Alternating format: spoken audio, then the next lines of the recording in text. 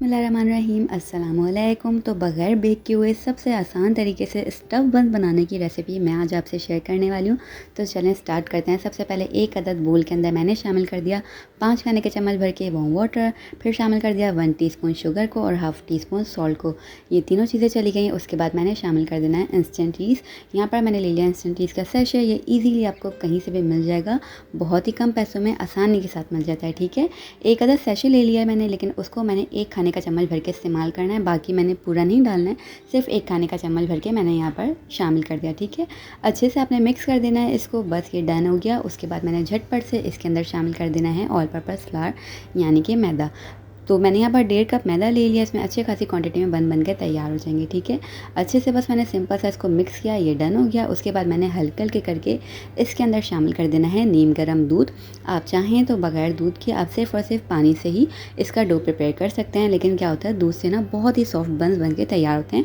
बाज़ार से बेहतर आप घर में बना सकते हैं। बहुत ही आसान सा तरीका मैं आपसे शेयर करूँगी, बिल्कुल भी मुश्किल नहीं होगा कि बिल्कुल नए जो छोटे छोटे बच्चे भी ना वो भी इजीली इसको बना सकते हैं। इस पॉइंट पर इसको मैंने शामिल कर दिया है 1 खाने का चम्मच भर के ऑयल। अब इसको अच्छे तरीके से मैंने एक डो प्रिपेयर कर लेना है, आटा गूंद लेना है। बहुत ही आसानी के साथ गूंद के आपका आटा तैयार हो जाएगा। ये डन हो गया है। इसको मैंने रेस्ट पर छोड़ देना है जब तक ये साइज़ में डबल ना हो जाए, अच्छे से राइस ना हो जाए। तो 40 से 45 मिनट्स लगते हैं, ये अच्छे से राइस हो जाता है। आप किसी भी वार्म प्लेस पे रख देगा। चलें स्टफिंग तैयार कर लेते हैं। तो मैंने पैन के अंदर शामिल किया 2 खाने के चम्मच ऑयल को, 2 कलियाँ मैंने लहसुन की ले ली और चॉप करके ये शामिल किया। जैसे ही लहसुन गोल्डन ब्राउन कलर में आने लगेंगे, फिर मैंने एक अदद बहुत छोटे साइज़ की प्याज को चॉप करके शामिल कर दिया। ठीक है, 1 टीस्पून चला गया red chilli flakes, half teaspoon black pepper, half teaspoon salt, half teaspoon garlic powder, 2 चुटकी मैंने रेड चिली पाउडर का शामिल किया है और हाफ़ टी स्पून मैंने शामिल कर दिया चिकन पाउडर को। ये सारी चीज़ें चली गई। उसके बाद मैंने शामिल कर दिया चिकन को। बोनलेस मैंने श्रेड करके चिकन बॉयल करके रख ली थी, वो मैंने शामिल कर दी है। आप चाहें जितनी भी क्वांटिटी में चिकन को ऐड करना चाहें आप कर सकते हैं। 1 खाने का चम्मच भर के मैंने इसके अंदर शामिल कर दिया चॉप कैप्सिकम और 1 खाने का चम्मच भर के मैं शामिल कर रही हूँ इसके अंदर मैदा। अच्छे से मैदे को मैंने मीडियम टू लो फ्लेम पर भून लेना है। कुछ इस तरीके से फॉर्म में ये जब आ जाएगा तब इसके अंदर मैंने शामिल कर देना है मिल्क को।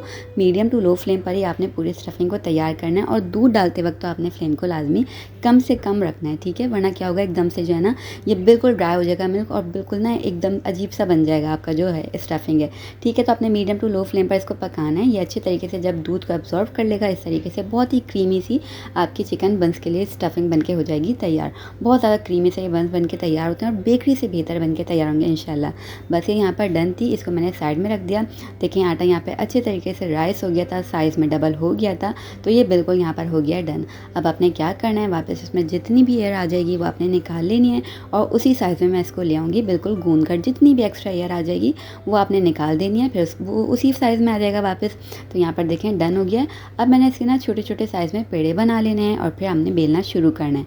अब जितने बड़े साइज़ में आप पेड़ा बनाना चाहें बना सकते हैं। बेहतर यही है आप मीडियम साइज़ के ही पेड़े बनाएं, क्योंकि ये राइस होगा तो और साइज़ में डबल हो जाएगा। तो देखिए मैंने यहाँ पर इस साइज़ का पेड़ा बना लिया है। इसको मैंने बेल लेना है।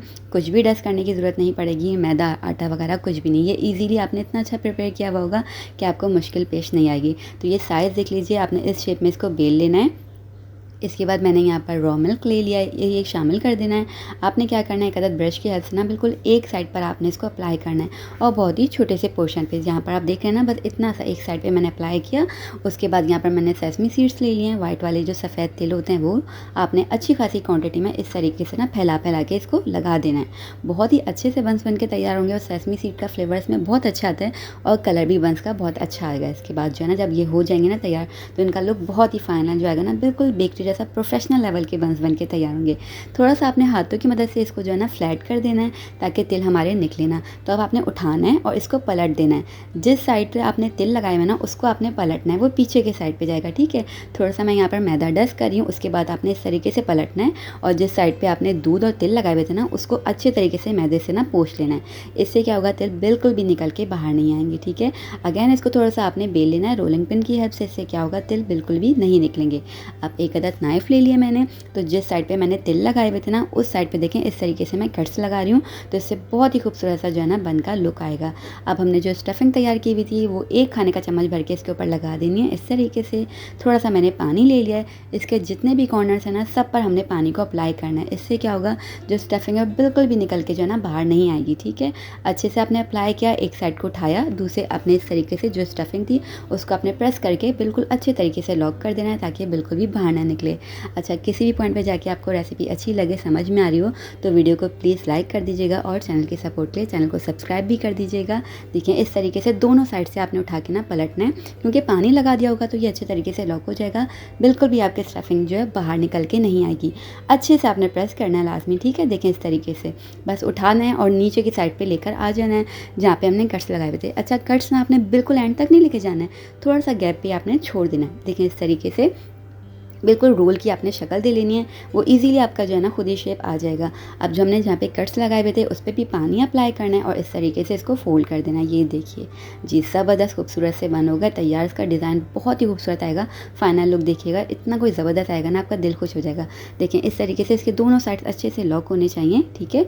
अब जब हमने पलटा था ना वहाँ से भी हम इस तरीके से इसको अच्छे से ना प्रेस करके एक लुक दे देंगे। अब प्रेस करने से क्या होगा कि स्टफिंग भी बाहर नहीं निकलेगी, अच्छे तरीके से ये लॉक हो जाएगा तो बिल्कुल सेट हो जाएगा। देखें इस तरीके से आपने इसको प्रेस करना है और ये ज़बरदस्त सा कुछ कैटरपिलर टाइप का ना इसका लुक आ जाएगा। बस ये डन है। इसी तरीके से आपने सारे बंस बना के रख लेने हैं और 5 से 10 मिनट बन बनाने के बाद ना आपने ढक कर रखना है ताकि ये अच्छे से राइस हो जाए। अगेन बस इसको मीडियम टू लो फ्लेम पर आपने फ्राई कर लेना है। अच्छे से ऑयल आपका गर्म होना चाहिए और ये 5 से 6 मिनट लगेंगे, अच्छे से ये फ्राई हो जाएंगे। और ये देखिए माशाल्लाह कितना खूबसूरत सा कलर आ गया ना, तो बेक करने की भी झंझट नहीं है, कोई आपको बेकिंग करने की ज़रूरत नहीं पड़ेगी। इसमें ईजीली फ्राई होंगे और इसमें कोई भी फ़र्क नहीं होगा। ये आप टेंशन नहीं लेगा, ये ऑयल पिए हुए नहीं होंगे। ऐसा नहीं होगा कि आप खाएं तो आपको लगेगा वो इतने ऑयली बने हैं, नहीं ऐसा कुछ नहीं होगा। बहुत ही ज़बरदस्त से ये बंस बन के तैयार होंगे, बहुत ही सॉफ्ट होंगे और इतने ज़बरदस्त से होंगे ना, मुंह में जाते इसका जो क्रीमी आपने स्टफिंग बना के तैयार की हुई है ना उसमें तो आपको बहुत ही मज़ा आ जाना है। तो इस रेसिपी को ज़रूर ट्राई कीजिएगा, इंशाल्लाह आपको ये अच्छी लगेगी। अपना फीडबैक ज़रूर शेयर कीजिएगा बना के कि कैसी लगी आपको। ये देखें कितनी ज़बरदस्त सी चिकन इसकी लग रही है ना, टेस्ट में भी ये बहुत शदीद किस्म का मज़ेदार सा था।